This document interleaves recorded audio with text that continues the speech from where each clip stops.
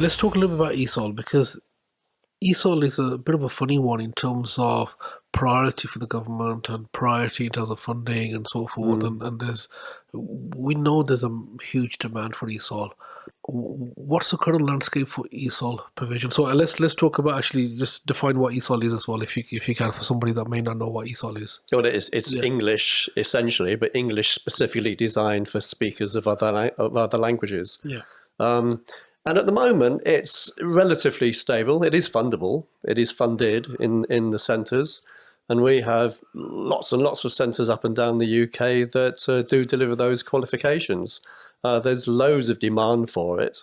I suspect really colleges, could take on more ESOL provision really if they were able to do so. And at the moment, it's okay.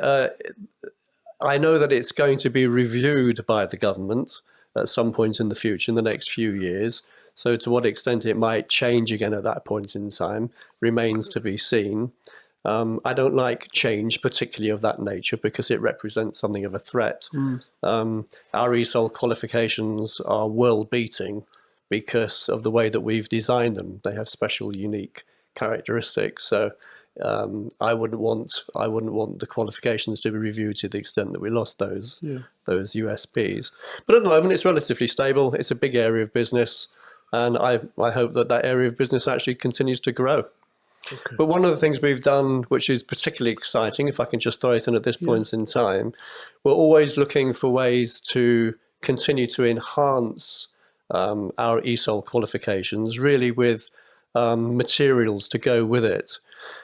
We created a large ESOL hub full of every sort of resource that a centre delivering ESOL could possibly want.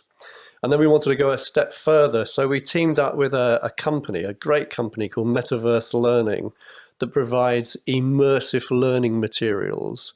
And now they've created specifically for us immersive learning materials for ESOL students. So there are a number of scenarios. So when the colleges now use our ESOL qualifications, they get free at the same time access to these metaverse learning, immersive learning materials, all of these scenarios. And that's proving to be a huge benefit, I think, to the students learning ESOL. Okay. So as an offer, has there been growth in ESOL provision? Our growth has been monumental, yeah. But particularly for us. So we've had huge growth. It was only about 10 years ago, we had very little ESOL. And now we've grown from that to become, as I say, the largest ESOL awarding body in the UK. Okay. Bigger than any of the competitors. So it's been a massive growth area for us. It's a large part of what we do at Ascentis. Okay. And we like it. Okay. Canny Conversation Podcast Series 5 by Safaraz Ali.